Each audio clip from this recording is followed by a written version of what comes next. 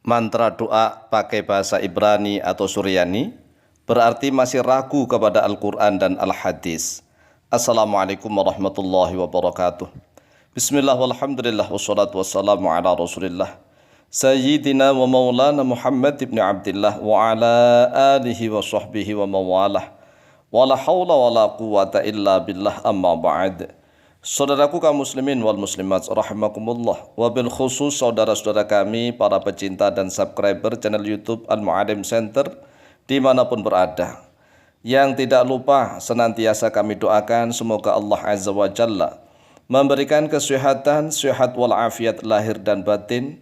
Semoga Allah Jalla Jalaluh memberikan rizki yang melimpah ruah, harta yang barokah, menjadikan anak-anaknya soleh dan solihah, Duriyahnya duriyah yang thayyibah, hidupnya sukses dan bahagia di dunia dan di akhirat. Amin amin Allahumma amin.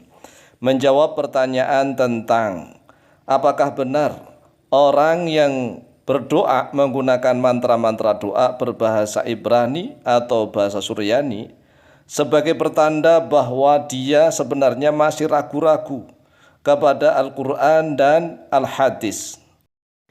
Apakah memang benar seperti itu?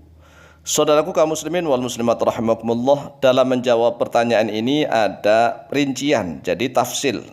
Bisa ditafsil kalau seandainya nih orangnya baru masuk Islam mu'alaf.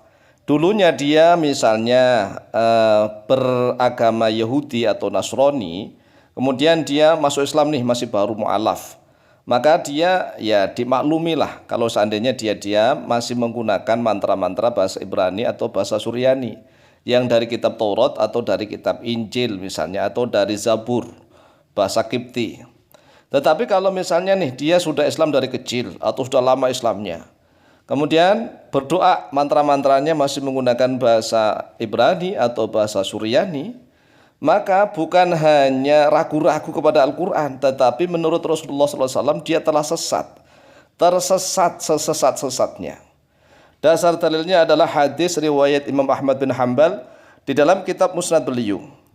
Qala al-Imam Ahmad bin Hanbalin fi musnadihi, telah berkata oleh Imam Ahmad bin Hanbal rahimahullah ta'ala di dalam kitab Musnad beliau, nomor hadis 15.303. Haddatsana Abdul Razzaq, telah cerita kepada kami oleh Abdul Razzaq.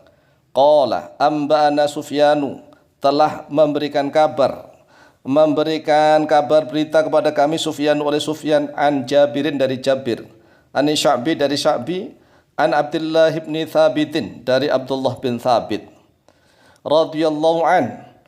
Qala, berkata oleh Abdullah bin Thabit, jaa Umar bin Al-Khattab ila Nabi sallallahu alaihi wasallam faqala, telah datang oleh Sayyidina Umar bin Khattab radhiyallahu an, kata Abdullah bin Thabit, ila Nabi sallallahu alaihi wasallam, kepada Nabi Muhammad sallallahu alaihi wasallam. Faqala, lalu berkata oleh Umar bin Khattab, ya Rasulullah, inni marartu bi akhin li min Bani Quraidah. Wahai Rasulullah, sesungguhnya aku telah melewati pada saudaraku min Bani Quraidah, dari Bani Quraidah. Fakatabali jawami'a minat Taurati, lalu dia saudaraku itu menulis untukku kumpulan dari beberapa kitab Taurat. Ala u'riduha alaika, maukah engkau ya Rasulullah aku menyodorkan kitab Taurat itu alaika kepadamu. Qala, berkata oleh Abdullah bin Thabit, fataghayyara wajhu Rasulillah sallallahu alaihi wasallam, lalu berubahlah wajahnya Rasulullah sallallahu alaihi wasallam tatkala ditawari oleh Sayyidina Umar bin Khattab. Jadi Sayyidina Umar bin Khattab itu kan melewati saudaranya nih dari Bani Quraidah. Kemudian saudaranya Umar bin Khattab ini menulis kumpulan dari kitab Taurat yang diberikan kepada Sayyidina Umar bin Khattab. Kemudian Sayyidina Umar bin Khattab menawarkan kitab Taurat itu, ditawarkan kepada Rasulullah. Baru ditawarkan, ternyata wajahnya Rasulullah sallallahu alaihi wasallam berubah. Qala Abdullah, berkata oleh Abdullah bin Thabit, fakultu lahu, lalu berkata oleh saya lahu kepada Umar bin Khattab, ala tara ma biwajhi Rasulillah sallallahu alaihi wasallam, wahai Umar, apakah engkau tidak melihat apa yang ada di dalam wajahnya Rasulullah sallallahu alaihi wasallam? Faqala Umar, lalu berkatalah oleh Umar bin Khattab, radina billahi rabba wa bil islami dina wa bi Muhammadin sallallahu alaihi wasallam rasulah. Aku ridho kepada Allah sebagai Tuhan dan Islam sebagai agama dan Nabi Muhammad sallallahu alaihi wasallam sebagai utusan. Faqala an-nabiy sallallahu alaihi wasallam, lalu bersabdalah oleh Nabi Muhammad sallallahu alaihi wasallam, walladzi nafsi biyadihi, demi zat yang jiwaku berada di dalam genggaman kekuasaannya, lau asbaha fikum Musa thumma taba'tumuhu wa taraktumuni la dhalaltum.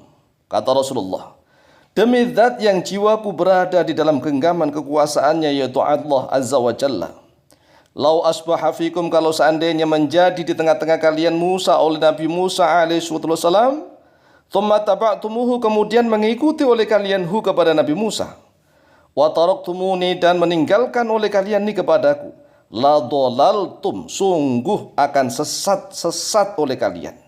Jadi ini sabda Rasulullah. Kalau seandainya Nabi Musa itu ada di tengah-tengah kalian, kemudian kalian tertarik mengikuti ajaran Nabi Musa, ini pada Nabi Musa ini, ya kan? Kemudian kalian ini meninggalkan ajaranku, kata Rasulullah, la dhalaltum, maka sungguh akan sesat oleh kalian. Innakum haddi minal umami, sesungguhnya kalian ini haddi, yaitu bagianku, minal umami, dari beberapa umat. Wa ana haddukum minan nabiyina, dan saya ini adalah bagian kalian dari para nabi. Oleh sebab itulah menurut para ulama, jangankan berdoa menggunakan bahasa Ibrani atau bahasa Suryani yang tidak jelas, yang tidak paham maknanya. Lawang mengikuti Nabi Musa saja, kemudian meninggalkan Al-Quran dan hadis, orang itu sudah dikatakan sesat oleh Rasulullah. Apalagi ada orang Islam yang, mohon maaf, Quran saja belum fasih, belum menguasai tafsirnya, belum memperdalam hadis-hadisnya Rasulullah, belum menguasai tentang ilmu syariat Islam yang begitu banyaknya, tetapi dia tertarik mengamalkan doa-doa dari misalnya Taurat, Jabur, Injil, dan kitab-kitab yang lain. Jelas dia itu masih ragu-ragu kepada Al-Quranul Karim, masih tidak percaya, tidak yakin terhadap kedahsyatan Al-Quranul Karim, tentang mukjizatnya Al-Quranul Karim, dan juga belum yakin dan percaya kepada hadis-hadisnya Rasulullah SAW. Bahkan menurut Rasulullah sendiri, mengikuti Nabi Musa saja dikatakan sesat. Apalagi ini hanya berdoa, ya kan? Berdoa yang belum jelas itu adalah tuntunannya Nabi Musa, kan masih belum jelas. Kecuali kalau misalnya Nabi Musa masih hidup nih, dituntun langsung, itu pun masih dikatakan sesat. Lah ini apalagi dia nukil, misalnya nukil dari Taurat, dari Injil, dari Zabur, katanya, jelas ini akan sesat, menyesatkan. Demikian jawaban kami, lebih kurangnya mohon maaf. Wallahu ta'ala a'lamu bishawab.